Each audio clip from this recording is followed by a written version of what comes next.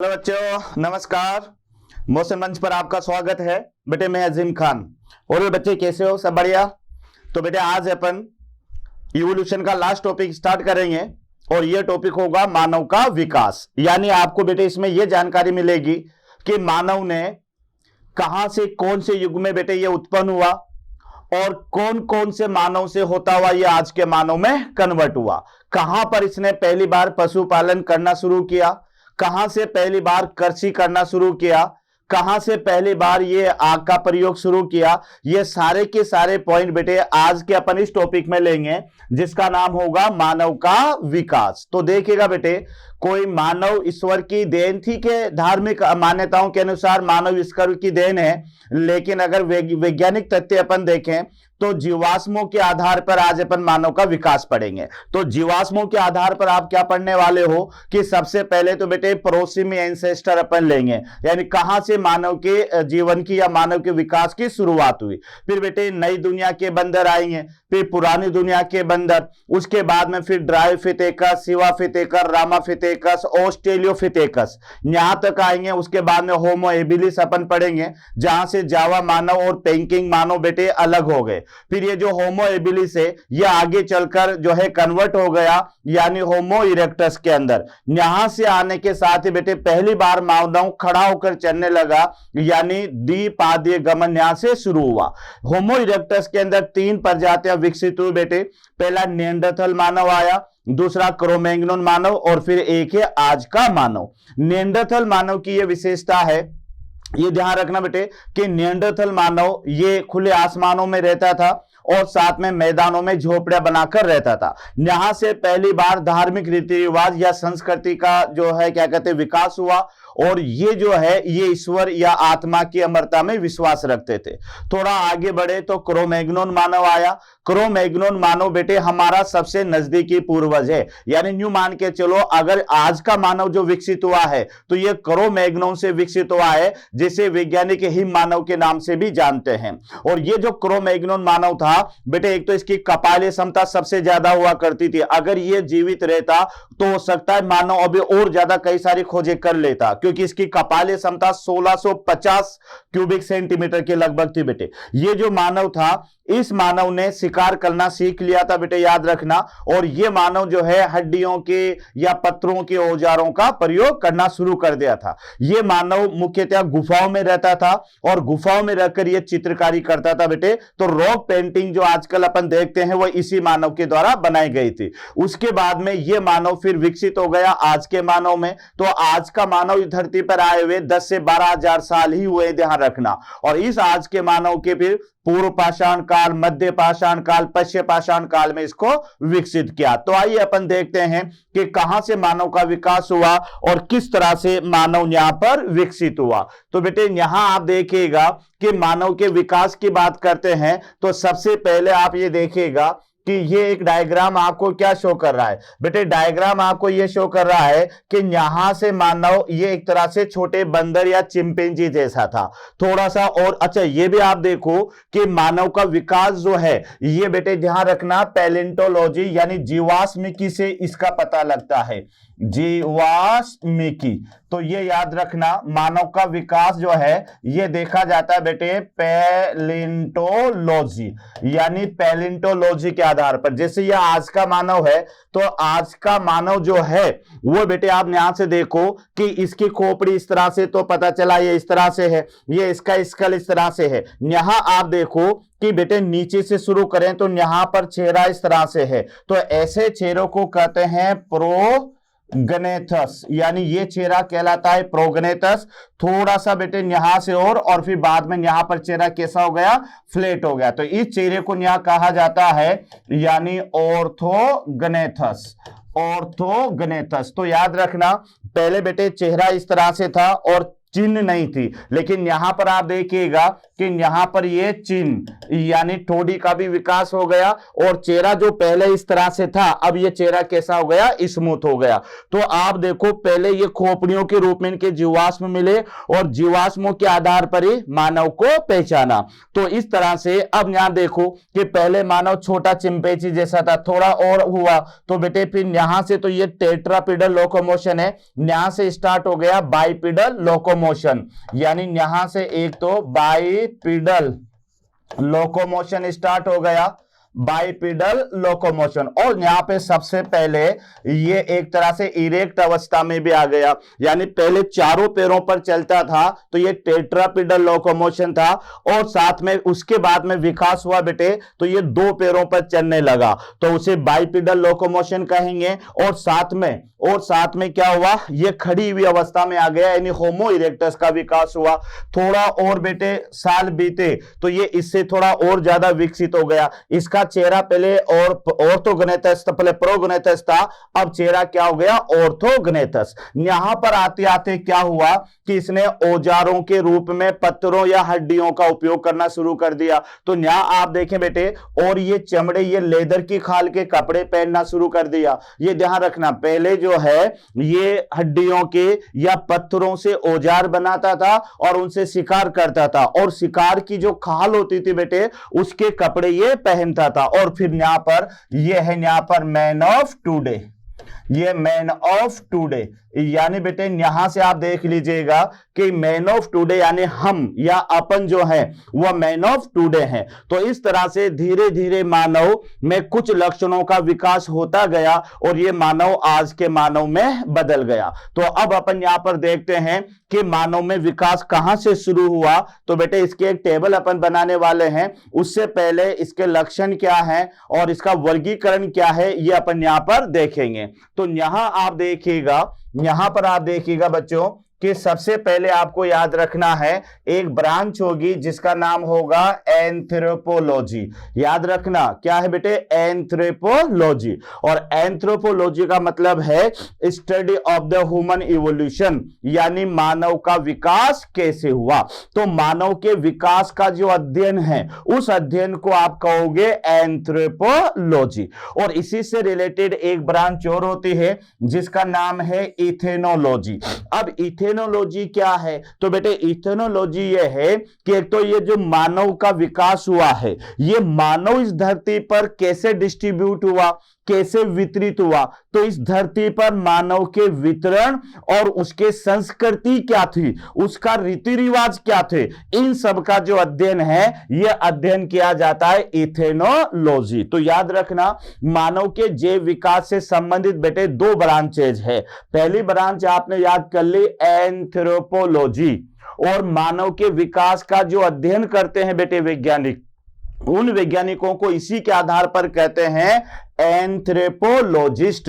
तो एंथ्रोपोलॉजिस्ट तो कौन होते हैं, जो मानव के विकास का अध्ययन करते हैं, जिन्होंने मानव के विकास के लिए अलग अलग जीवाश्म को खोजा, तो वो तो एंथ्रोपोलॉजिस्ट कहलाते हैं। और मानव के विकास के अध्ययन को अपन क्या कहेंगे, एंथ्रोपोलॉजी। उसके बाद में इथेनोलॉजी है। तो इथेनोलॉजी पृथ्वी पर मानव के वितरण, एक तो ये ध्यान रखना पृथ्वी के मानव के वितरण और साथ में संस्कृति के विकास का अध्ययन। तो याद रखना बेटे, यानी एथेनोलॉजी का माने है कि पृथ्वी पर मानव का वितरण कैसे हुआ, कहां से बना। तो ऐसी मान्यता है कि आज का मानव कैस्पेनियन सागर के यहां के आसपास इसका विकास हुआ, फिर वहां से बेटे ये अलग अलग दिशाओं में ये वितरित हो गया और वहां जाकर उन्होंने अलग अलग संस्कृति का विकास किया। तो इसको आप कहोगे इथेनोलॉजी। उसके बाद में जैसे मैंने आपसे कहा कि मानव के विकास का अध्ययन जीवाश्मों के आधार पर, ये याद रखना बेटे,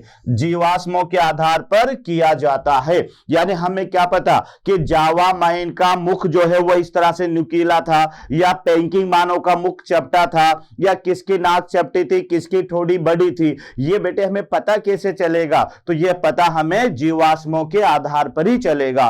तो मानव के विकास जो डिपेंड करता है वह पैलियोंटोलॉजी पर करता है। है। और ये मैं आपको पहले ही बता चुका हूं कि जो जीवाश्मिकी है, जो पैलियोंटोलॉजी है, ये बेटे विकास का सबसे ज्यादा प्रमाण प्रस्तुत करती है। सबसे ज्यादा अगर हमें जैव विकास के बारे में जानकारी मिलती है तो ये पैलियोंटोलॉजी से मिलती है, जीवाश्मिकी से मिलती है। तो मानव के विकास का जो अध्ययन है ये किसके ऊपर डिपेंड करता है? जीवाश्मों के ऊपर ही निर्भर करता है। अभी अपन ने क्या देखा कि जो है जैसे आज का मानव अपन है तो हमारा मुख बेटे इस तरह से फ्लैट है, ये चेहरा चपटा है, तो ऐसे चेहरों को अपन क्या बोलेंगे? ऑर्थोगोनेटस कहेंगे। लेकिन जो हमने जावा मानव, पेकिंग मानव देखा तो उसका चेहरा बेटे ऐसे था, ध्यान रखना, इस तरह से, यानी न्यूक्लिया आगे से निकला हुआ, बाहर निकला हुआ था, तो इसको अपन ने क्या कहा? प्रोगनेटस कहा। ये पता कैसे चला? तो ये पता हमें जीवाश्मों के आधार पर चला। तो याद रखना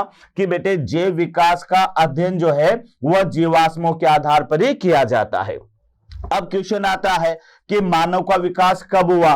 तो बेटे याद रखना, यानी एपोस तो है प्लीस्टोसीन और इरा है सीनोजोइक, ये याद रखना। तो मानव के विकास का जो युग है, ये युग है बेटे, तो वह युग तो है प्लीस्टोसीन, और जो इरा है महाकल्प जिसको अपन कहेंगे। धरती को जीवाश्मों के आधार पर धरती की आयु को 5 महाकल्पों में बांटा गया है।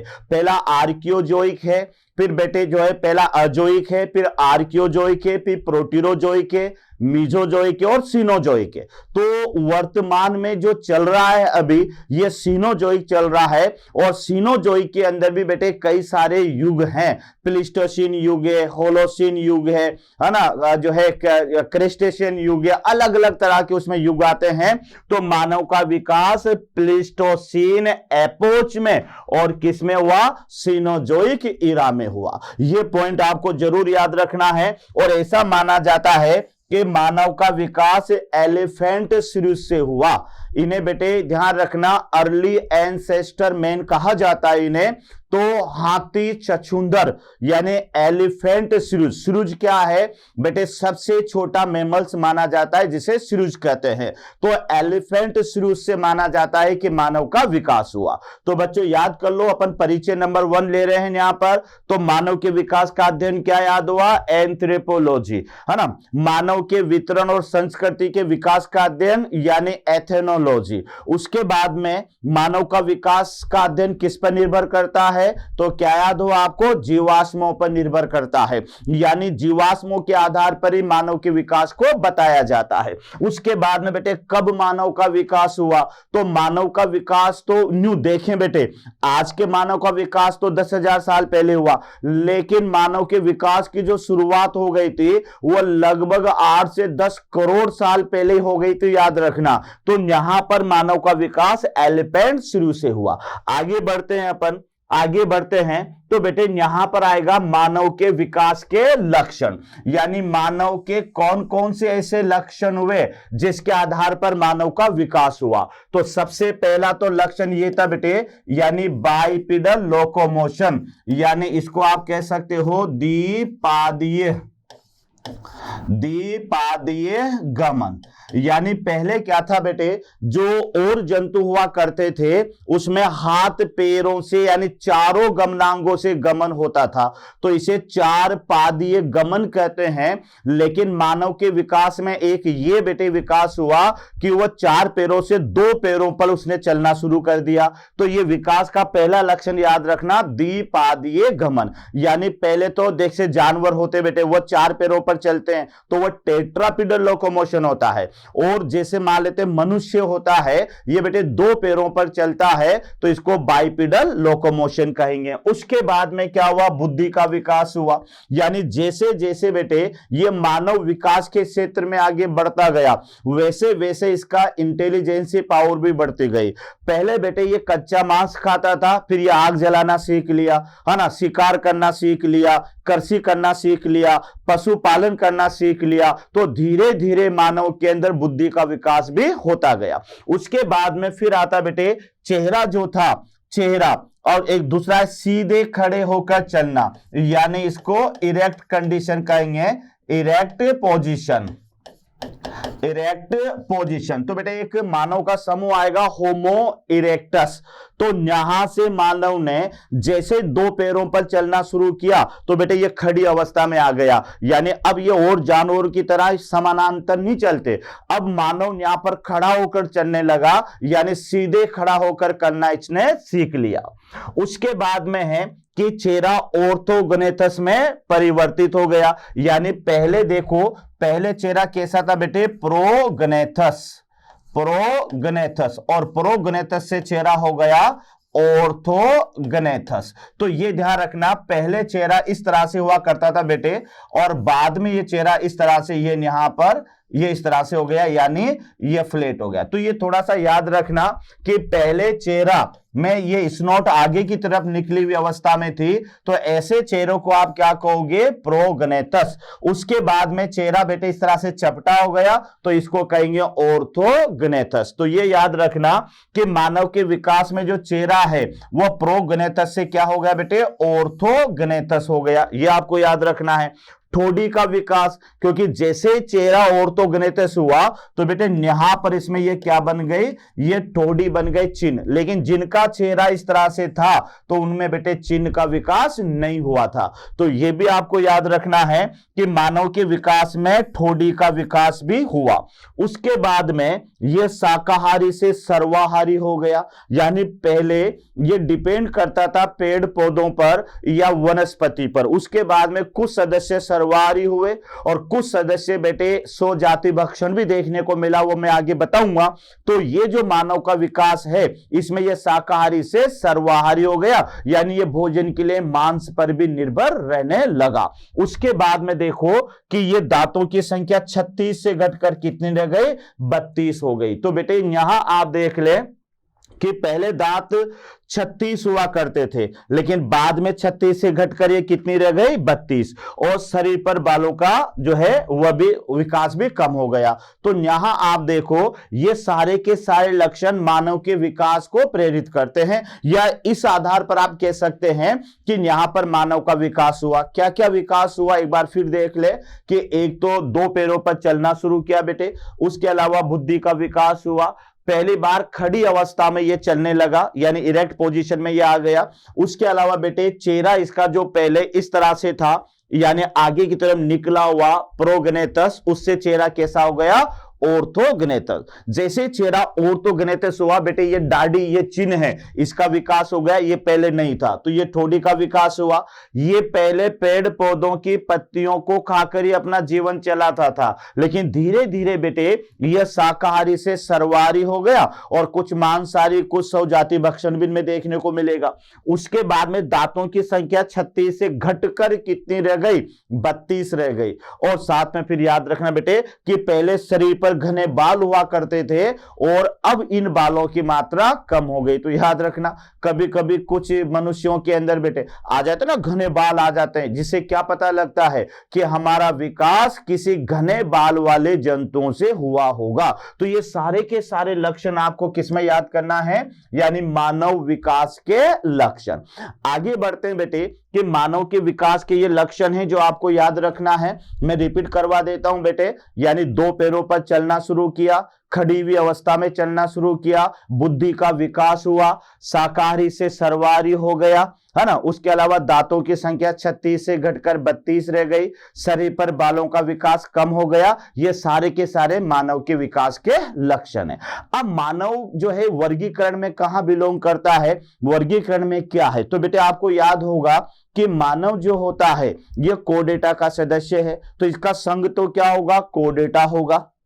उसके बाद में बेटे वर्ग पर आएंगे तो इसका जो वर्ग है वह मेमेलिया होगा। मेमेलिया के बाद में बेटे इसके गण पर आएंगे तो इसका गण क्या होगा, प्राइमेट होगा। इसकी फैमिली होमोनिडी होगी, इसका वंश जो है बेटे होमो होगा, इसकी जाति जो है सेपियंस होगी और इसकी उपजाति भी सेपियंस ही होगी। तो मानव का वैज्ञानिक नाम क्या याद करोगे, होमो सेपियंस सेपियंस। तो आइए इसका वर्गीकरण भी अपन देख लेते हैं। तो बेटे ये हमारे पास में है यानी मानव का वर्गीकरण। तो वर्गीकरण में बेटे सबसे पहले संघ की बात करते हैं अपन, नंबर 1। तो नंबर 1 संघ की बात करते हैं तो मानव का संघ क्या है, तो सभी को याद है ना, कोर्डेटा। अच्छा बच्चों ये बताओ कोर्डेटा के मुख्य लक्षण क्या है, तो बेटे 3 बेसिक मुख्य लक्षण है कोर्डेटा के। मेरुदंड का पाया जाना, क्लियर, नॉट कशेरुक दंड, मेरुदंड का पाया जाना, ग्रसनी क्लोम दरारों का पाया जाना और पृष्ठीय तंत्रिका तंत्र का पाया जाना। जब ये 3 लक्षण किसी सजीव में होंगे तो बेटे इन्हें अपन कोर्डेटा के जंतु मानते हैं, जिसमें पीसीज, एम्फीबिया, रेप्टेलिया, एवीज और मैमल्स ये इसके अंदर आते हैं। उसके बाद में बेटे ये जो ये कोर्डेटा है इसको 2 भागों में बांट देते हैं, प्रोटोकोर्डेटा और यूकोर्डेटा। प्रोटोकोर्डेटा में जीवन पर्यंत मेरुदंड बनी रहती है, लेकिन बेटे जो यूकोर्डेटा है उसमें एक ही सब फाइलम आता है, क्योंकि यूकोर्डेटा में क्या होता है कि मेरुदंड जो है ना वो कशेरुक दंड में बदल जाती है। तो मानव का जो सब फाइलम होगा ये होगा बेटे वर्टिब्रेटा, है ना, वर्टिब्रेटा। वर्टिब्रेटा का माने कि इसमें रीढ़ की हड्डी पाई जाएगी जिसे कशेरुक दंड या वर्टिब्रल कॉलम कहेंगे। तो ये इसका क्या हो गया बेटे, यानी सब फाइलम हो गया। वर्टिब्रेटा के बाद में इसकी क्लास की बात करें तो बेटे वर्टिब्रेटा में याद रखना कि 5 वर्ग आते हैं, जिसमें पीसीज है, एम्फीबिया है, रेप्टेलिया है, एवीज है और मैमल्स है। तो मानव सबसे लास्ट वर्ग में आता है जिसको मेमेलिया स्तनधारी कहते हैं। तो मनुष्य का जो वर्ग होगा, क्लास होगी, वह क्या होगी बेटे, मेमेलिया। अब मेमेलिया में 3 मुख्य सब क्लासेस आते हैं बेटे, कभी नाम सुनाओ तो मेटाथीरिया आती है, प्रोटोथीरिया आती है और यूथीरिया आती है। तो ये याद रखना, मेमेलिया यानी स्तनधारी 3 प्रकार के होते हैं बेटे। एक तो प्रोटोथीरिया होते हैं जो अंडे देने वाले स्तनधारी होते हैं, और एक मेटाथीरिया होते हैं बच्चों जो कि उनके शिशुधानी होते हैं उधर भाग में जिसमें कंगारू आता है, और एक होता है यूथीरिया जिसमें वास्तविक स्तनधारी आते हैं जो अपने बच्चों को जन्म देते हैं और उन्हें दूध पिलाते हैं। तो ऐसी क्लास को अपन जो है यूथीरिया कहेंगे। तो 3 वर्ग होते हैं इसके, लेकिन इसमें आता है मानव यूथीरिया में, तो इसकी इंफ्रा क्लास हो जाएगी यूथीरिया। उसके बाद में बेटे इसका जो ऑर्डर होगा, गण होगा, ये प्राइमेट होगा। तो ये याद रखना, इसके गण के बारे में याद रखना बेटे। तो मनुष्य का जो गण होगा ये प्राइमेटा होगा। तो प्राइमेटा में क्या होता है बच्चों कि ये ऐसा गण है जिसमें आने वाले सदस्यों की आंखें सामने की तरफ होती है, याद रखना। तो प्राइमेटा के अंदर मनुष्य ही नहीं आता, मनुष्य के अलावा ये बंदर भी इसी में आते हैं। ये जितने भी कपी होते हैं ना बेटे, ओरंगुटान है, गिब्बन है, चिंपैंजी है ना, गोरिल्ला है, ये सब प्राइमेट के अंदर ही आते हैं, याद रखना। तो वैसे तो स्तनधारियों के बेटे 16 गण होते हैं, याद रखना। तो 16 गणों में जो सबसे लास्ट वाला गण होता है ये प्राइमेट वाला होता है, जिसके अंदर सारे बंदर, सारे कपी और मनुष्य भी आता है। तो मनुष्य का ऑर्डर क्या होगा बेटे, प्राइमेट होगा। उसके बाद में मनुष्य की फैमिली, ये भी याद करना बेटे, मनुष्य की जो फैमिली है ये है होमोनिडी, ये याद रखना। मनुष्य की कुल का नाम है होमोनिडी, और होमोनिडी के बाद में इसका वंश आता है। तो इसका वंश है बेटे यानी होमो, और इसकी जाति है सेपियंस, और इसकी सब स्पीसीज है यानी सेपियंस। तो इसका जो नाम होगा बेटे, इसका वैज्ञानिक नाम होगा, ये वैज्ञानिक नाम होगा होमोसेपियंस, होमोसेपियंस सेपियंस। अब कई बच्चों से जो अपन मानव का वैज्ञानिक नाम पूछते हैं तो बेटे वह क्या जवाब देते हैं, केवल होमोसेपियंस। लेकिन याद करो कि होमोसेपियंस तो बेटे 10 लाख साल पहले निएंडरथल मानव से ही स्टार्ट हो गया, क्योंकि निएंडरथल मानव का नाम भी होमोसेपियंस है, क्रो-मैग्नोन का नाम भी होमोसेपियंस है, और आज के मानव का नाम भी होमोसेपियंस है। लेकिन बेटे इनकी उपजातियां अलग अलग है, जैसे निएंडरथल की तो है होमोसेपियंस निएंडरथलेंसिस, और क्रो-मैग्नोन की है होमोसेपियंस फोसिलिस, और आज के मानव का है बेटे होमोसेपियंस सेपियंस। तो पूरा नाम बताना, कोई भी आपसे मनुष्य का वैज्ञानिक नाम पूछे तो उसका नाम है बेटे होमोसेपियंस सेपियंस। अच्छा अब आप ये देखो, आप ये सोच रहे होंगे कि ये मैंने तिरछे क्यों लिखा है। तो वर्गीकरण बेटे इसी तरह से पदानुक्रमण पद्धति में लिखा जाता है, जिसे हायरार्की ऑर्डर कहते हैं, या हायरार्की जो है क्या कहते हैं, प्रक्रिया कहते हैं, जिसमें अवरोही क्रम में बेटे नाम या वर्गीकरण लिखा जाता है। यहां तक क्लियर। तो ये था हमारे पास में मानव का वर्गीकरण। तो आपको क्या याद होगा बच्चों कि मानव के वर्गीकरण में संघ क्या याद करोगे, यानी कोर्डेटा। उसके बाद में बेटे उपसंघ क्या होगा, वर्टिब्रेटा। फिर वर्ग क्या होगा बेटे, स्तनधारी, है ना। इंफ्रा क्लास क्या होगी, यूथीरिया। उसके बाद में इसका गण क्या होगा, प्राइमेट। उसके अलावा इसका जो है जीनस फैमिली क्या होगी बेटे, होमोनिडी। इसका जीनस क्या होगा, होमो। इसकी जाति क्या होगी, सेपियंस, और उपजाति क्या होगी, सेपियन। तो पूरा नाम बताओ मानव का, होमो सेपियंस सेपियंस। तो इस तरह से यह आपको मानव का वर्गीकरण। अब आइएगा मानव का विकास का क्रम क्या है, मानव के किस ऑर्डर में बेटे मानव का विकास हुआ। तो आइएगा अपन देखते हैं मानव के विकास का क्रम। तो थोड़ा इंग्लिश में लिखा हुआ है बेटे, मैं आपको बोल देता हूं कि यहां से शुरुआत करेंगे प्रोसिमी एंसेस्टर, यानी इसको कहते हैं आदि पूर्वज, यानी इन्हें आदि पूर्वज कहेंगे। तो बेटे सबसे पहले स्टार्ट यहां से हुआ, फिर बेटे ये बदले यानी न्यू वर्ल्ड मंकी, यानी इनको कहेंगे नई दुनिया के बंदर। तो ध्यान रखना मेरा नंबर 1 तो ये होगा बेटे प्रोसिमी एंसेस्ट्रल, और नंबर 2 आप याद रखना यानी नई दुनिया के बंदर। अब ये नई दुनिया क्या है वो भी अपन यहां पर देखेंगे। उसके बाद में नई दुनिया के बंदर से विकसित हुआ बेटे यानी नंबर 3 जिसको कहेंगे पुरानी दुनिया के बंदर। पुरानी दुनिया के बंदर बदले यानी नंबर 4 जिसको कहेंगे प्रोपिलियोफिथेकस। प्रोपिलियोफिथेकस बेटे नंबर 5 में बदला जिसको कहोगे लिम्नोफिथेकस। लिम्नोफिथेकस से विकास हुआ नंबर 6 पर ड्रायोफिथेकस। ड्रायोफिथेकस से बेटे विकसित हुआ सिवाफिथेकस। सिवाफिथेकस से विकसित हुआ यानी रामाफिथेकस। रामाफिथेकस से विकसित हुआ बेटे ऑस्ट्रेलियोफिथेकस, और ऑस्ट्रेलियोफिथेकस से विकसित हुआ यानी होमो एबिलिस, और होमो एबिलिस से बेटे विकसित हुआ यानी होमो इरेक्टस। तो होमो इरेक्टस से 2 जातियां अलग हो गई, एक तो जावा मानव और एक पेकिंग मानव, और फिर इससे विकसित हुआ यहां पर यानी होमो सेपियंस। तो होमो सेपियंस में पहली जाति तो विकसित हुई निएंडरथल मैन, दूसरी जाति विकसित हुई क्रोमैग्नॉन, और तीसरी जाति विकसित हुई मैन ऑफ टुडे यानी आज का मानव। इसको आप कह सकते हो यानी man of today, man of today. तो बेटे आपको लगेगा तो ऐसा कि ये क्या हो रहा है, लेकिन याद रखना ये मानव का विकास है। कोई आपसे कहे ना कि जो मानव का विकास तो या मनुष्य तो ईश्वर की देन है, बिल्कुल है बेटे, अपन ईश्वर को मानते हैं क्योंकि अपन इस वातावरण में रहते हैं। लेकिन बायोलॉजी के अनुसार अगर आप मानव का विकास की बात करोगे तो फिर यहां से शुरू करना नंबर 1 से लेके नंबर 12 तक। नंबर 1 यानी प्रोसिमी एंसेस्टर है बेटे, उसके बाद में नई दुनिया के बंदर बने, फिर इनसे विकसित हुए पुरानी दुनिया के बंदर, इससे विकसित हुए प्रोपिलियोफिथेकस, इनके लक्षण भी देखेंगे अपन। उसके बाद में इससे विकसित हुआ लिम्नोफिथेकस, फिर ड्रायोफिथेकस, सिवाफिथेकस, रामाफिथेकस और ऑस्ट्रेलियोफिथेकस, फिर होमो एबिलिस, होमो इरेक्टस, होमो इरेक्टस, और होमो इरेक्टस से बेटे यहां पर हुआ होमो सेपियंस। ये यहां पर थोड़ा सा याद रखना, इसमें थोड़ा सा बेटे यहां पर इसको अपन देखेंगे। होमो इरेक्टस से यहां आप लिखेंगे यानी जो है होमो सेपियंस।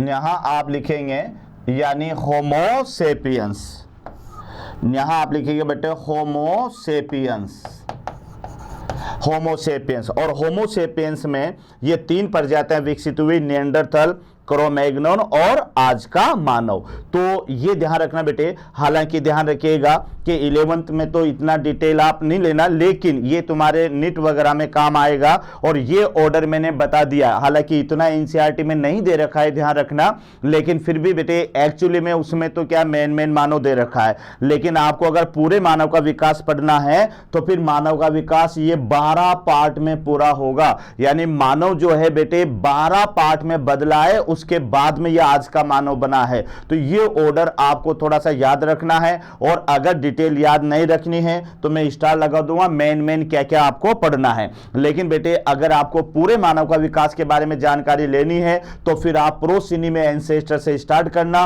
और बेटे कहां तक आना है आपको, होमो सेपियंस तक आना है। होमो सेपियंस के 3 पार्ट होंगे, एक तो निएंडरथल मैन होगा, और एक क्रोमैग्नॉन होगा, और एक मॉडर्न मैन होगा। तो आइए अपन शुरुआत करते हैं प्रोसिमी एंसेस्टर से, और इनमें क्या क्या विकास हुए ये अपन को यहां पर देखना है। तो बेटे पहला मानव अपन शुरुआत करते हैं जिसका नाम है प्रोसिमी एंसेस्टर यानी आदि पूर्वज। तो अब देखो ये मिले कहां पर, कहां से विकसित हुए, तो बेटे याद रखना कि ये जो विकसित हुए ये चीन और इंडोनेशिया में इनका विकास हुआ। पेड़ों पर ये निवास करते थे और इनकी आंखें सामने की तरफ इस तरह से इनकी आंखें बड़ी बड़ी हुआ करती थी, और इसके एग्जाम्पल में लीमर और लोरिस आएंगे।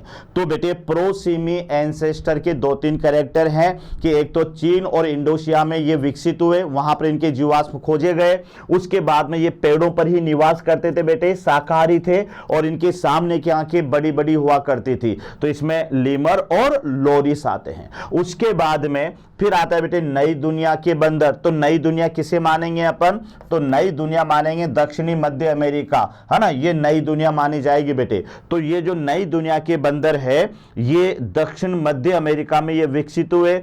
इनकी पूंछ परिग्राही थी। परिग्राही का माने होता है बेटे किसी भी वस्तु को जकड़ने वाली, है ना, यानी वस्तु को पकड़ने वाली पूंछ, वस्तु को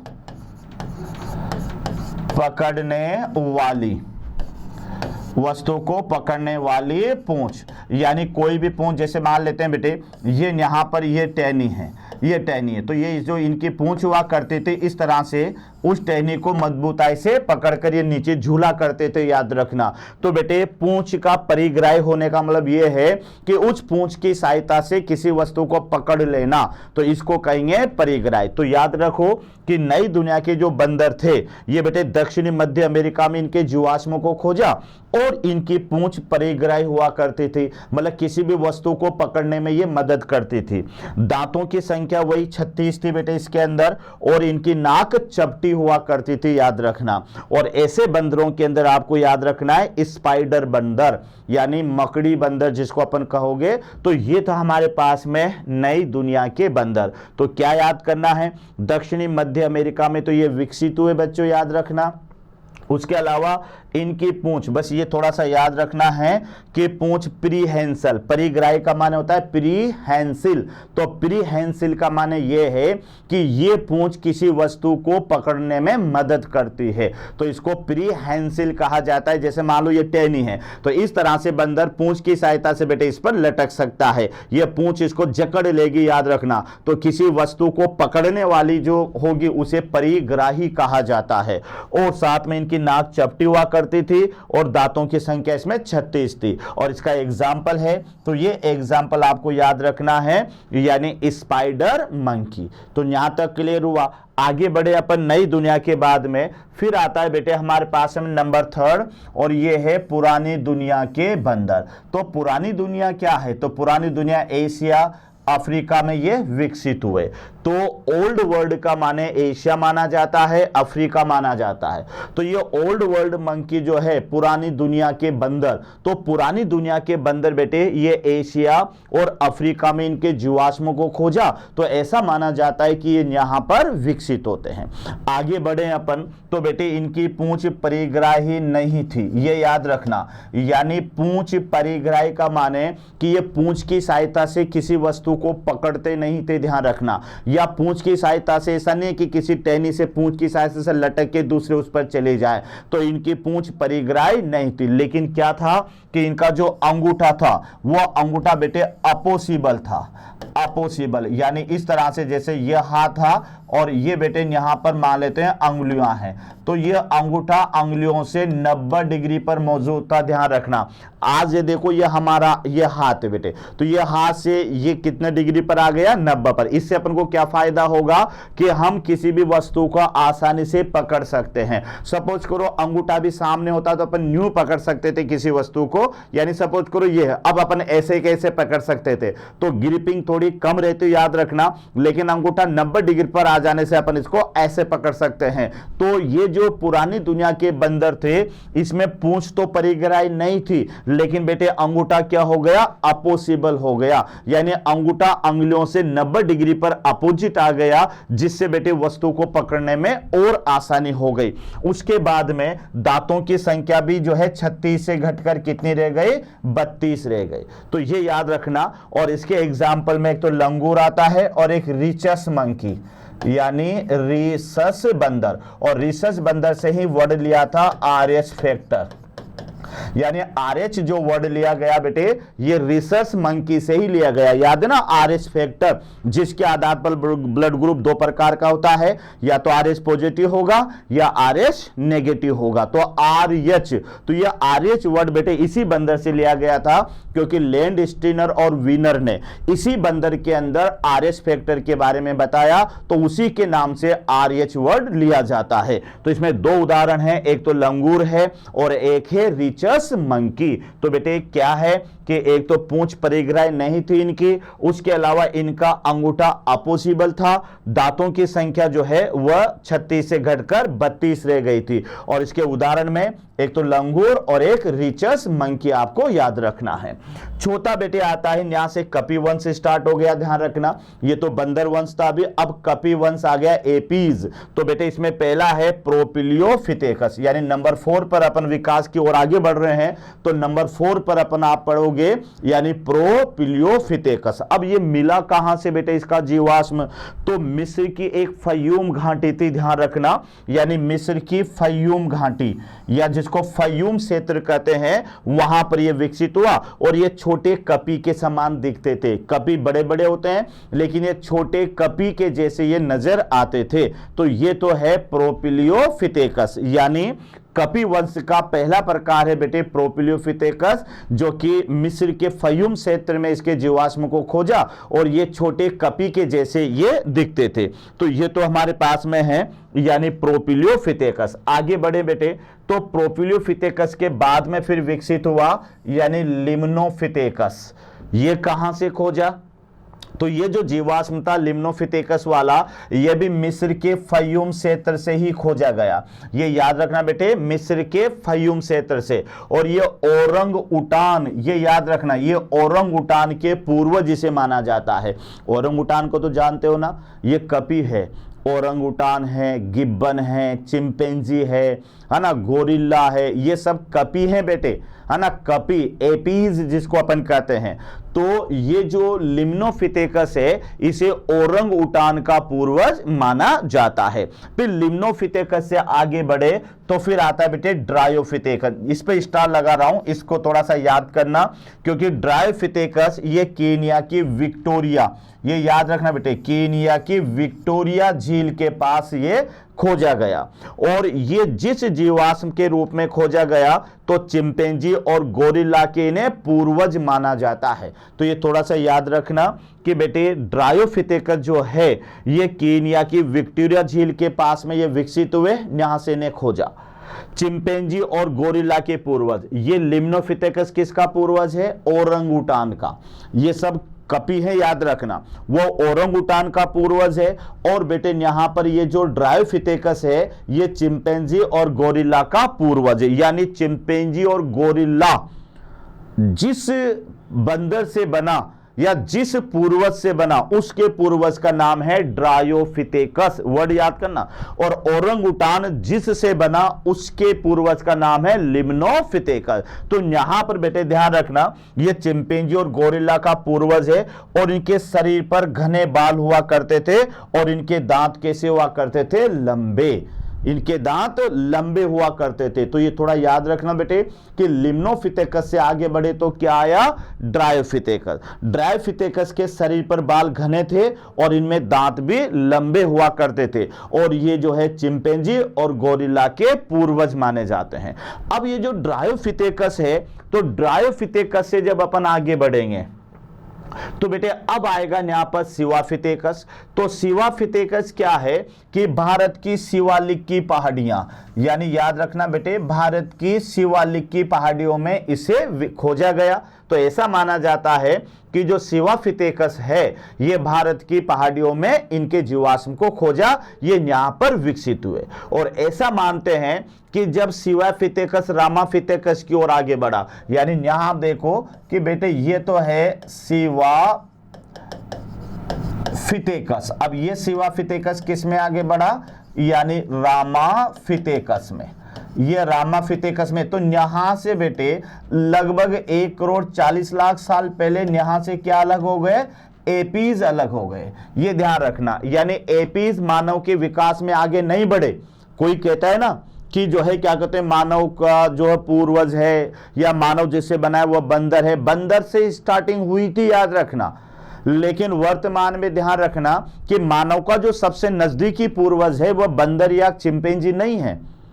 ये कौन है मानव का सबसे नजदीकी पूर्वज, तो वह है क्रो-मैग्नोन। ये याद करना बेटे, वरना कई स्टूडेंट ये समझते हैं कि सबसे नजदीकी पूर्वज चिंपैंजी। आप देख लो कि ये जो चिंपैंजी है यानी एपीज, एपीज के अंदर मैं फिर बता देता हूं बेटे, इसके अंदर चिंपैंजी आते हैं, चिंपैंजी इसके अंदर आते हैं, गोरिल्ला इसके अंदर आता है, गोरिल्ला आता है बेटे, ओरंगुटान इसमें आता है, ओरंगउटान। तो ये आप देख लें, ये सारे के सारे जो कपी थे ये लगभग जो है 1,40,00,000 साल पहले, ये ध्यान रखना 1.4 करोड़, यानी 1,40,00,000 साल पहले ये बेटे जैसे सिवाफितेकस रामाफितेकस में बदला तो ये अब एपीज यहां से अलग हो गए। अब अपन किस ओर आगे बढ़े, तो अपन बड़े बेटे रामाफितेकस की ओर। तो रामाफितेकस की खोज भी कहां हुई, तो ये भी भारत की शिवालिक की पहाड़ियों में इसके जीवाश्म को खोजा, यानी ये भी भारत की शिवालिक की पहाड़ियों में ही इसके जीवाश्म को खोजा। तो ये उसके बाद में बेटे ये वृक्षों पर निवास करते थे और इसे प्रथम मानव पूर्वज माना जाता है। तो इसे बोला जाता है सब होमो या उपमानव इसे कहा जाता है, ये याद रखना बेटे, कहा जाता है। तो ये सबसे इंपॉर्टेंट है इसके अंदर कि प्रथम मानव के पूर्वज, तो इसको आप याद रखना रामाफितेकस, क्योंकि बेटे सिवाफितेकस में तो एपीज वगैरह भी थे।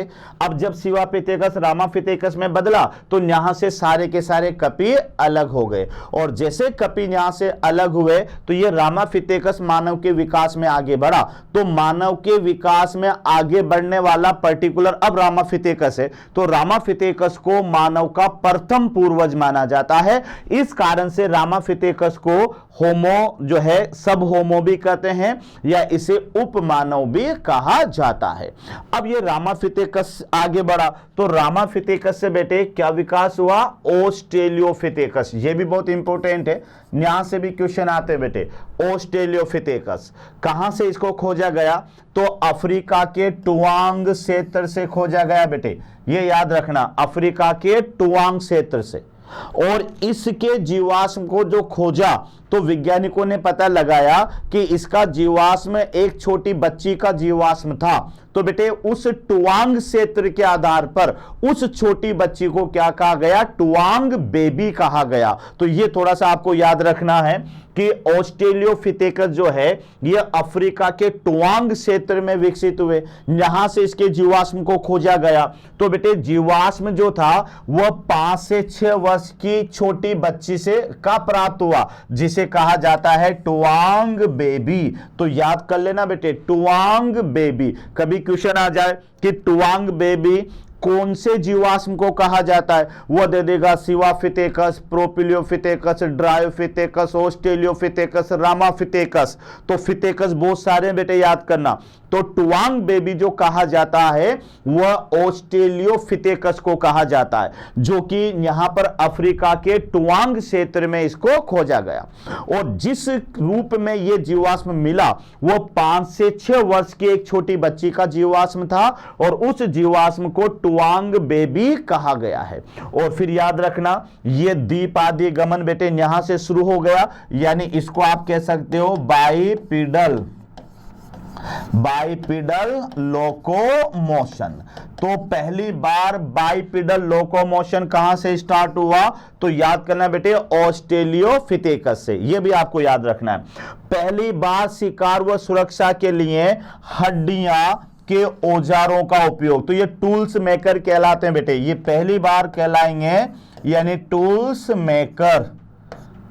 मेकर यानी पहली बार ये क्या कहलाएंगे, टूल्स मेकर कहलाएंगे। तो आप देख लो यहां पर पहली बार तो द्विपादी गमन शुरू हुआ और पहली बार शिकार और अपनी सुरक्षा के लिए हड्डियों के औजारों का, हड्डियां और पत्थर के भी बना लेते थे बेटे ये, तो हड्डियां और पत्थर के औजारों का प्रयोग शुरू किया।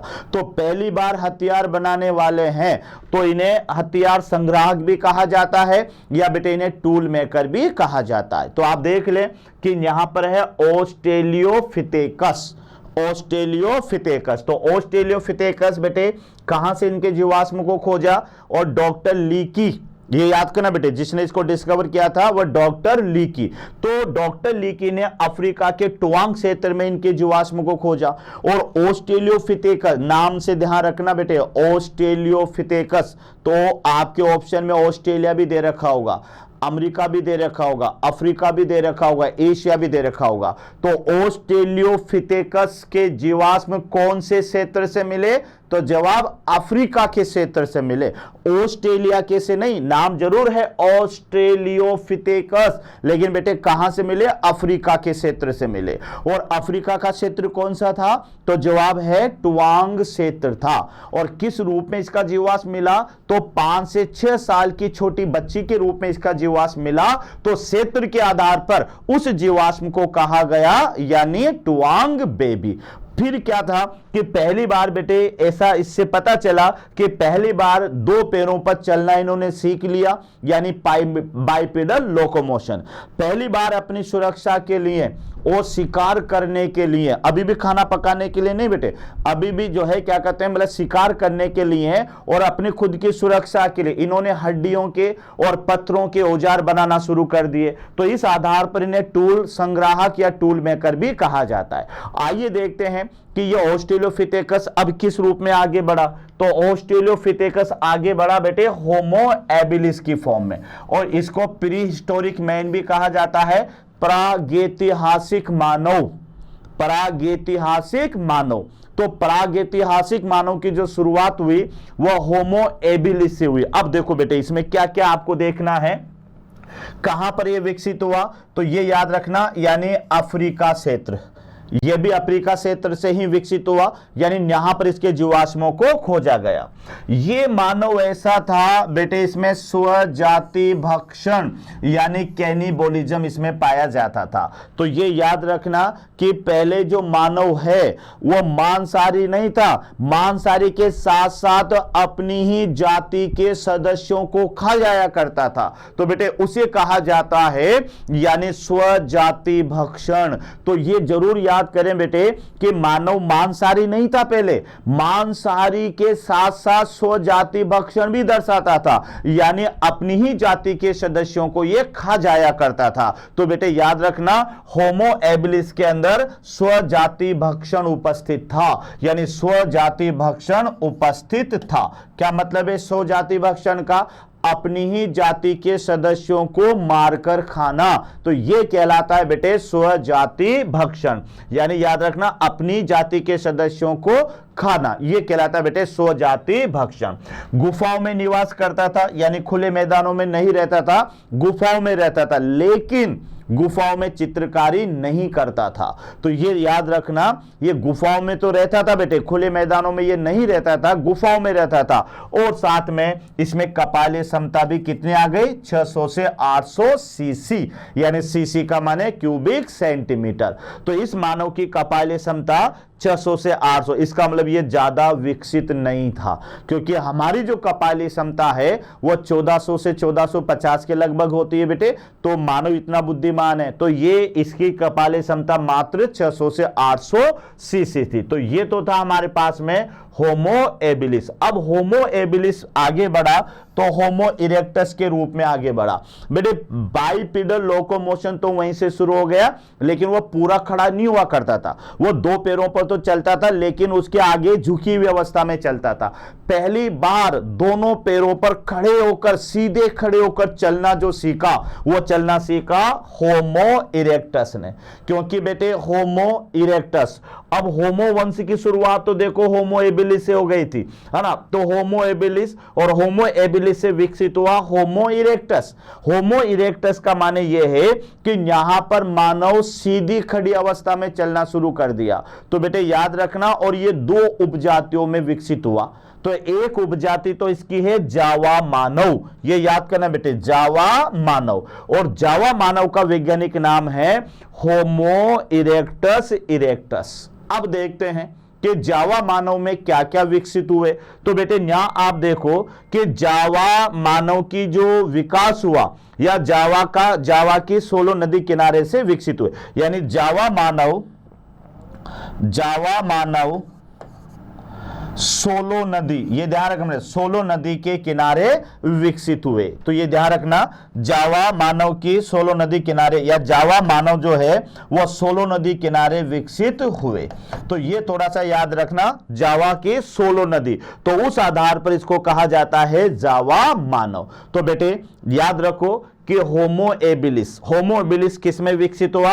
होमो इरेक्टस में। देखो होमो इरेक्टस का माने, इरेक्ट का माने होता है खड़े होना, तो यहां पर मानव खड़े होकर चलना शुरू कर दिया था, ध्यान रखना। और ये दो उपजातियों में विकसित हुआ। तो पहले है जावा मानव, याद करना बेटे। अब ये जो जावा मानव है, ये कहां से विकसित हुआ, कहां से इसके जीवाश्मों को देखा गया? तो इसके जीवाश्मों को देखा गया जावा मानव सोलो नदी के किनारे पर ये विकसित हुए। उसके अलावा देखो बेटे इसमें क्या क्या और कैरेक्टर थे। तो इसकी कपालीय क्षमता थी जावा मानव की, वह 800 से बढ़कर कितनी हो गई? 1000 सीसी हो गई। यानी पहले बेटे अगर अपने होमो एबिलिस के देखा तो वहां 600 से 800 सीसी थी, और इसकी कपालीय क्षमता जो है वह 1000 सीसी हो गई।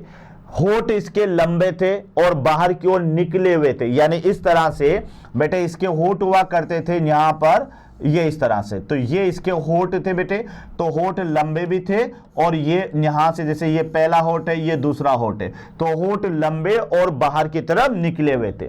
ये बहुत ही इंपॉर्टेंट है, ध्यान रखना कि पहली बार बेटे भोजन को पकाने के लिए आग का प्रयोग इसी मानव ने किया, ये याद रखना। हालांकि आप कभी डिस्कवरी चैनल पर देखना कि बेटे ये शिकार कर रहे थे, इसे खोज नहीं हुई आग की। हुआ क्या कि ये शिकार कर रहे थे, और शिकार करते करते इन्होंने शिकार को मार दिया, और शिकार को मार दिया बेटे तो किसी कारण से वह शिकार जहां पर मरा हुआ था वहां पर पत्थर की रगड़ से आग लग गई। और जैसे पत्थर की रगड़ से आग लगी तो बेटे आग लगते ही वहां घास था, उसमें एकदम आग पकड़ ली उसने।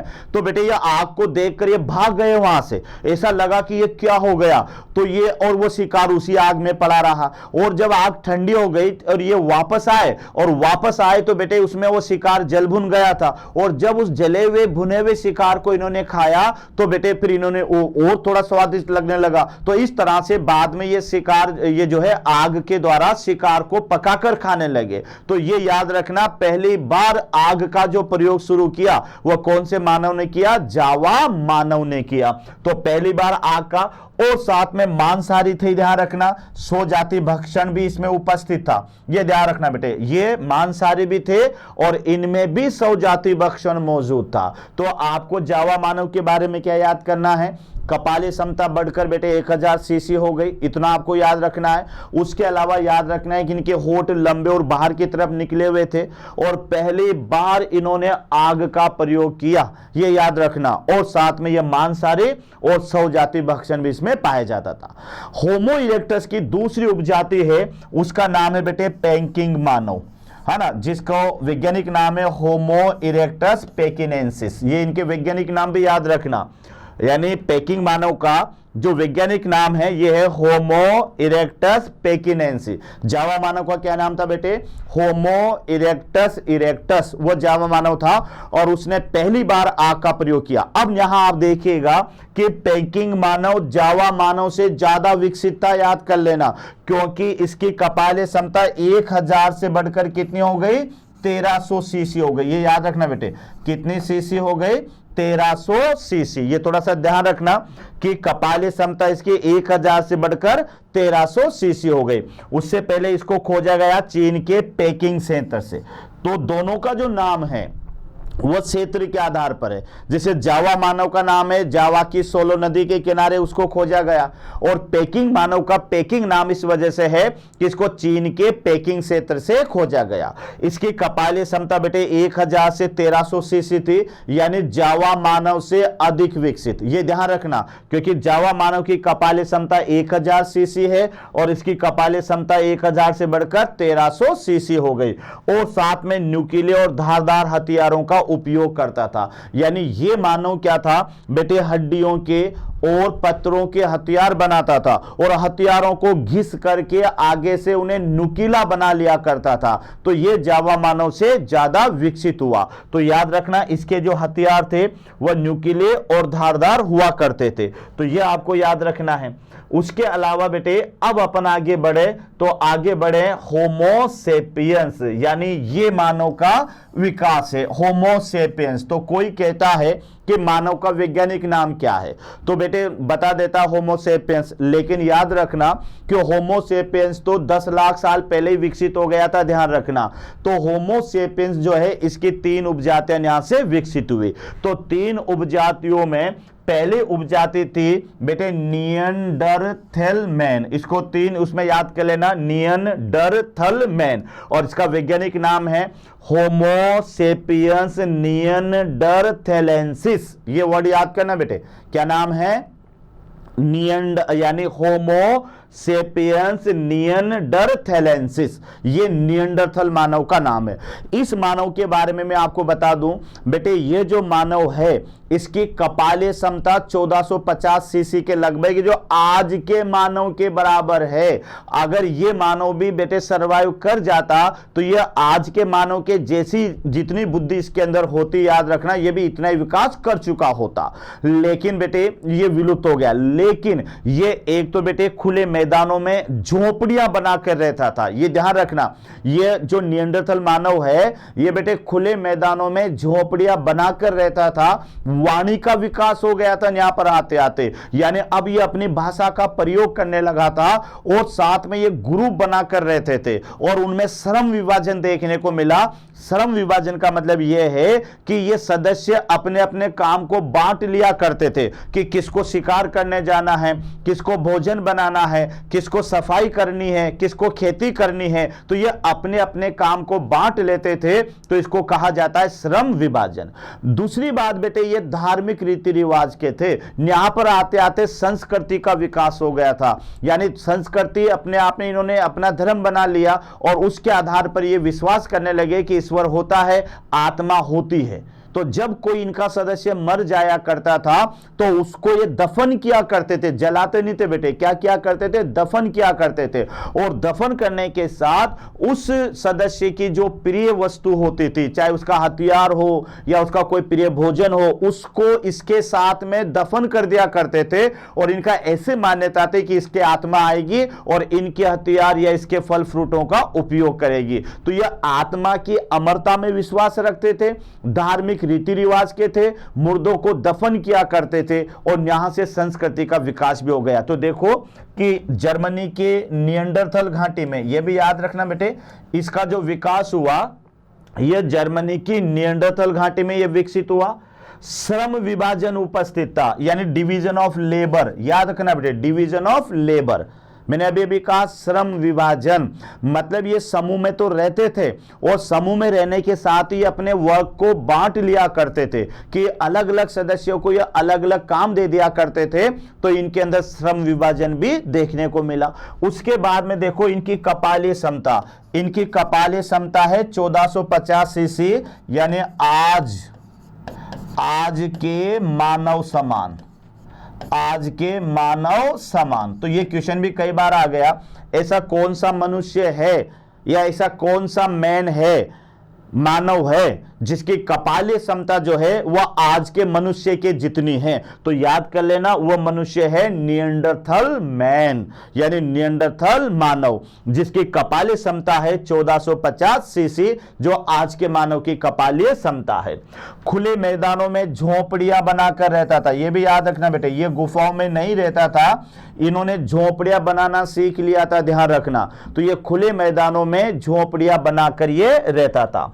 मुर्दों को धार्मिक रीति रिवाज से दफन करते थे, ये ध्यान रखना बेटे, मुर्दों को धार्मिक रीति रिवाज से दफन करते थे, यानी इनका विश्वास था कि आत्मा अमर है, मरने के बाद में फिर जिंदा होंगे, तो ये धार्मिक रीति रिवाज से उन्हें दफन करते थे। और दफन करते समय उस मुर्दे का जो प्रिय हथियार होता था या उस मुर्दे का प्रिय भोजन या फल फ्रूट हुआ करते थे, ये उस मुर्दों के साथ में भी उनको भी रखते थे बेटे। तो इनका विश्वास था कि आत्मा अमर है, ये फिर जिंदा होगा, फिर इन हथियारों का उपयोग करेगा। तो याद रखना कि यहां से मुर्दों को धार्मिक रीति रिवाज से दफन करते थे, धार्मिक व सामाजिक जीवन का विकास कर लिया था इन्होंने, यानी अब ये सामाजिक जीवन जीने लग गए थे कि बेटे इनके परिवार के अंदर मुखिया होता था, काम करने वाला अलग होता था, गृहिणी अलग होती थी, इस तरह से इन्होंने सामाजिक जीवन जीना सीख लिया था। तो क्वेश्चन अगर आ जाए कि पहली बार धार्मिक रीति रिवाज या सामाजिक या संस्कृति का जो विकास हुआ, तो ये विकास याद कर लेना बेटे निएंडरथल से हुआ। पहली बार ये विश्वास करते थे कि आत्मा की अमरता में ये विश्वास करते थे, तो धार्मिक रीति रिवाज और सामाजिक जीवन का विकास हुआ। और दूसरी बात, ये जानवरों की खाल के कपड़े पहनते थे, यानी इन्होंने कपड़े पहनना शुरू कर दिया था। अब उस जमाने में कोई टेक्सटाइल मिल तो था नहीं कि ये कपड़े बना लेंगे, तो बेटे ये कपड़े क्या होते थे, इनके जानवरों की खाल के कपड़े हुआ करते थे, यानी जब ये जानवर को मारते थे तो उसकी खाल जो निकलती थी उसको एक तरह से सुखा करके और संरक्षित करके उसके कपड़े बना लिया करते थे। तो ये जो है यहां भी याद करना, ये जानवरों की खाल के कपड़े पहनना इन्होंने सीख लिया था। तो आप देख ले बेटे, निएंडरथल मैन जो कि जर्मनी की निएंडरथल घाटी में विकसित हुआ, श्रम विभाजन इनमें पाया जाता था, कपालीय क्षमता 1450 सीसी के लगभग थी, खुले मैदानों में झोपड़ियां बनाकर रहता था और मुर्दों को धार्मिक रीति रिवाज से दफन करता था। धार्मिक और सामाजिक जीवन इसने सीख लिया था बेटे, और साथ में जानवरों की खाल के ये कपड़े पहना करता था। तो ये तो है निएंडरथल मैन। इसका अगला जो मनुष्य आएगा बेटे वह है क्रो-मैग्नोन, बहुत इंपॉर्टेंट है बेटे ये भी, क्रो-मैग्नोन, जिसका वैज्ञानिक नाम है होमो सेपियंस फोसिलिस, होमो सेपियंस फोसिलिस। तो याद आ रहा है ना, होमो सेपियंस वर्ड निएंडरथल से स्टार्ट हो गया, तो इसका पूरा नाम है होमो सेपियंस फोसिलिस। अब मैं आपको बता दूं बेटे इसके बारे में, ये जो मानव था इसकी कपालीय क्षमता 1650 सीसी थी। अगर ये विकसित रहता तो हो सकता है इंसान अभी हवा में उड़ता होता, क्योंकि बेटे हमारी 1450 है जिसमें अपन इतने विकसित हो गए, इसकी तो 1650 सीसी क्रेनियल कैपेसिटी थी। अगर ये इस धरती पर जिंदा रहता तो फिर मानव अभी बहुत ज्यादा खोजे कर लिया होता बेटे मानव ने। तो इसकी कपालीय क्षमता सबसे ज्यादा 1650 सीसी के लगभग थी। इसकी क्या विशेषता थी बेटे कि ये गुफाओं में रहता था और गुफाओं में रहकर ये चित्रकारी करता था। तो रॉक पेंटिंग जो अभी हमें मिलती है ना अलग अलग जगह पर, वो इसी मानव की मिलती है जिसका नाम है क्रो-मैग्नोन मानव। और इतना याद रखना, ये मानव मनुष्य का सबसे नजदीकी पूर्वज है, यानी न्यू मान के चलो कि हमारा जो विकास हुआ है इसी क्रो-मैग्नोन मानव से बना है आज का मानव। तो कभी कभी आपने देखा होगा कि वैज्ञानिक हिम मानव का जिक्र करते हैं कि आज धरती पर कोई हिम मानव भी है, तो जब भी कभी हिम मानव रहा होगा ना वो ये क्रो-मैग्नोन रहा होगा। तो क्रो-मैग्नोन से अपन विकसित हुए हैं। तो बेटे मानव आज के मनुष्य का जो सबसे नजदीकी पूर्वज है वह क्रो-मैग्नोन है। कोई बंदर या चिंपैंजी को नजदीकी पूर्वज मत बता देना। तो यहां पर आप देखो कि ये भी बहुत इंपॉर्टेंट है, कहां से खोजा, फ्रांस की क्रो-मैग्नोन चट्टानों से या क्रो-मैग्नोन भाग से इसको खोजा। और ये मनुष्य का सबसे नजदीकी, याद करना बच्चों, मनुष्य का सबसे नजदीकी पूर्वज है ये। और कपालीय क्षमता पर भी स्टार लगाना। इसकी कपालीय क्षमता है 1650 सीसी, यानी याद करना क्या है बेटे, सर्वाधिक मैक्सिमम क्रेनियल कैपेसिटी जो है वह क्रो-मैग्नोन की है। और कितनी है, 1650 सीसी। चेहरा इसका ऑर्थोगनेटस हो गया, यानी पहले इस तरह से चेहरा हुआ करता था और यहाँ आते आते चेहरा बेटे फ्लैट हो गया और ये ठोड़ी का विकास भी यहाँ पर हो गया। तो चेहरे का लंबा और चपटा हो जाना ये कहलाता है ऑर्थोगनेटस चेहरा।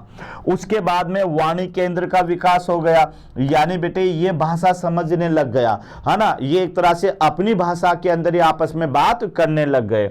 और कृषि करना, पशुपालन करना शुरू। ये भी थोड़ा सा याद रखना कि इस मानव ने कृषि करना और पशु पालना सीख लिया था, यानी प्रथम पालतू पशु जो है बेटे, ये भी याद रखना, प्रथम पालतू पशु, ये प्रथम पालतू पशु है डॉग। यानी कभी आ जाए तो मनुष्य ने जो सबसे पहले जिसको बेटे पाला वो था कुत्ता यानी डॉग, और इसका उपयोग ये शिकार करने में क्या करते थे। तो इस मानव ने कृषि करना भी सीख लिया था और पशु पालना भी सीख लिया था। तो ये याद रखना बेटे, पशुपालन और एग्रीकल्चर जो स्टार्ट हुई वो कहां से हुई, क्रो-मैग्नोन मानव से हुई। गुफाओं में रहता था तथा गुफाओं में चित्रकारी करता था, यानी रॉक पेंटिंग, रॉक पेंटिंग। तो ये याद रखना, ये मानो अभी भी बेटे इधर आसपास के जो इलाके बूंदी वगैरह यहाँ पर कुछ गुफाएं हैं, उन गुफाओं में अभी भी जो है पुराने जमाने की रॉक पेंटिंग मिलती है। तो समझ जाना कि गुफाओं में जिस मानव ने चित्रकारी की वह मानव कौन सा था, क्रो-मैग्नोन मानव था।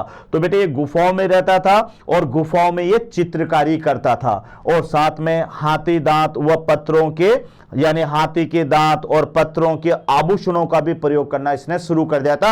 यानी हथियार बनाना तो बेटे बहुत पहले से शुरू हो गया था, लेकिन ये मानव हाथी दांत के और पत्थरों को तराश करके उनके आभूषण भी बनाया करता था। तो आभूषण बनाना यहां से शुरू हुआ, कृषि करना इसने शुरू किया, पशुपालन भी इसने शुरू किया। तो ये क्रो-मैग्नोन मानव था। और क्रो-मैग्नोन से बेटे फिर यहां पर अपन आए तो ये है मैन ऑफ टुडे, यानी आज का मानव, जहां पर आप अपना अपना नाम लिख सकते हैं, क्योंकि अपन सब क्या है, आज के मानव हैं। तो आज के मानव का वैज्ञानिक नाम क्या है, होमो सेपियंस सेपियंस। तो बेटे अगर आप केवल होमो सेपियंस बताओगे तो निएंडरथल का नाम भी होमो सेपियंस है, जिसके आगे फिर निएंडरथैलेंसिस लगेगा, और क्रो-मैग्नोन का नाम भी होमो सेपियंस है जिसका आगे फोसिलिस लगेगा, और आज के मानव भी होमो सेपियंस है जिसमें पूरा होमो सेपियंस सेपियंस रहेगा। तो इसका वैज्ञानिक नाम है बेटे, याद करना, आज के मानव का होमो सेपियंस और सेपियंस। अब देखो इसका विकास कहां से हुआ, तो आज के मानव का विकास एशिया के कैस्पियन सागर, ये याद करना बेटे, आज का जो मानव है ये विकसित हुआ कैस्पियन सागर से, और वहां से विकसित होकर यह अलग अलग दिशाओं में फैल गया, और अलग अलग दिशाओं में, जैसे आपने सुना होगा मंगेलोइड मानव, एशियन मानव, है ना, जो है क्या कहते हैं बेटे, जो है क्या कहते हैं दूसरा, ये चाइना वगैरह के मानव होते हैं। तो अलग अलग दिशाओं में फैल कर ये मंगोलोइड और जो है क्या कहते हैं होमो सेपियंस वगैरह मानव में ये विकसित हुआ। तो इसका विकास हुआ कैस्पियन सागर के पास, ये विकसित हुआ। आज के मानव की कपालीय क्षमता कितनी है, 1450। ये याद करना बेटे, हमारी जो कपालीय क्षमता है ये 1450 सीसी है। उसके बाद में वाणी केंद्र अब सर्वाधिक विकसित हो गया। तो बेटे ध्यान रखो कि कोई भी, अब अपन अपनी भाषा में समझ जाते हैं, इंग्लिश में समझ जाते हैं, संस्कृत में समझ जाते हैं, उर्दू में समझ जाते हैं, अलग अलग तरह की भाषाएं विकसित हो गई। तो आज के मानव में सबसे ज्यादा स्पीच सेंटर विकसित है, क्रो-मैग्नोन में भी इतना विकसित नहीं था। तो बेटे स्पीच सेंटर विकसित हो गया। चेहरा इसका ऑर्थोगनेटस जो कहां से शुरू हो गया था, क्रो-मैग्नोन से, वहां बेटे चेहरा वही हमारी तरह चेहरा चपटा, और चेहरा ऑर्थोगनेटस होने से ये ठोड़ी या चिन्ह का भी विकास हो गया। सिर छोटा हो गया, बाल कम विकसित हो गए। ये भी याद करना, पहले शरीर पर घने बाल हुआ करते थे और उसके बाद में बेटे बाल कम विकसित हो गए। और फिर ये जो आज का मानव है ये 3 काल में बेटे ये विकसित हुआ। एक तो है पूर्व पाषाण काल जिसको पत्थर एज या स्टोन एज कहा जाता है, और दूसरा है मध्य पाषाण काल जिसको ब्रोंज एज कहा जाता है, और तीसरा नवपाषाण काल जिसे आयरन एज कहा जाता है। तो अभी वर्तमान में जो चल रहा है बेटे वो आयरन एज चल रहा है। तो मानव 3 काल में विकसित हुआ, स्टोन एज में, ब्रॉन्ज एज में और आयरन एज में। तो इस तरह से बेटे ये मानव का विकास है, और ये मान के चलो विकास कभी रुकता भी नहीं है तो कभी दिखता भी नहीं है। तो बेटे यहां पर भविष्य का मानव मैं बता देता हूं,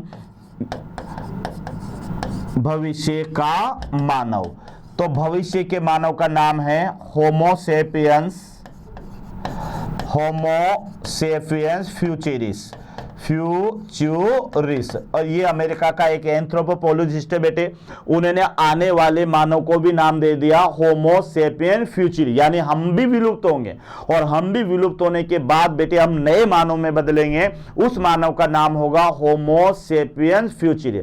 अब इसकी विशेषता मैं बता देता हूं कि ये मानव कभी बीमार नहीं पड़ेगा, मतलब मेडिकल डिपार्टमेंट तो खत्म, क्योंकि जब बीमारी नहीं पड़ेगा तो डॉक्टर क्या करेगा बेटे, ये ऐसा मानना है, टेंशन मत लेना, नहीं तो आप मेडिकल की तैयारी करना छोड़ दो। तो बेटे ध्यान रखना कि कोई विकास 2-5 दिन में नहीं होता, करोड़ों सालों के बाद में विकास होता है। तो अभी तो लाखों साल पड़े हैं, ध्यान रखना इसमें बदलने के लिए। लेकिन जब भी बेटे अपन इसमें बदल जाएंगे तो यहां पर ये जो है क्या कहते हैं, कभी बीमार नहीं पड़ेगा, उम्र ज्यादा होगी, हाइट इसकी थोड़ी कम होगी, ये सारे के सारे लक्षण उसने बताए। तो भविष्य में आने वाला जो मानव है उसका नाम है होमो सेपियंस सेपियंस, और ये मानव जो है ये आज के मानव से और ज्यादा विकसित होगा। तो इस तरह से बेटे ये टॉपिक था हमारे पास में, यानी मानव का विकास, मानव का विकास। और इसी के साथ में बेटे मोशन मंच की ओर से आपको बहुत बहुत धन्यवाद। इसको ध्यान से समझ के पढ़ना बेटे, क्योंकि जो है नीट वगैरह में भी यहाँ से क्वेश्चन आ जाते हैं, अदर एग्जाम में भी यहाँ से क्वेश्चन आते हैं। है थोड़ा सा रटाफिकेशन, क्योंकि इसमें थोड़ा सा समझ के और इसको याद ही करना पड़ेगा, लिख लिख के याद करना पड़ेगा, तब जाके ये याद होगा। इनके नाम याद करो, नाम याद करने के साथ साथ ही बेटे जो है क्या कहते हैं, एक एक दो दो लक्षण भी आप इनके याद करो कि कौन सी जो है क्रिया है किस मानव से स्टार्ट हुई, आग का जलना या आग का विकास कहां से हुआ, ये सारी चीजें आपको याद करनी है। तो बेटे मोशन मंच की ओर से आपको बहुत बहुत धन्यवाद, और अच्छी तरह से पढ़ो बेटे, खूब पढ़ो और अपने सक्सेस में कामयाब हो। ओके बेटे, थैंक यू। आशा करता हूं हमारे टॉप एजुकेटर का यह लेक्चर आपको पसंद आया होगा। अगर पसंद आया है तो वीडियो को लाइक करिए, चैनल को सब्सक्राइब करिए और शेयर भी करिए, क्योंकि ज्ञान बांटने से बढ़ता है और सही बताऊं तो पुण्य भी मिलता है। मुझे सुनने के लिए बहुत बहुत धन्यवाद। Thank you.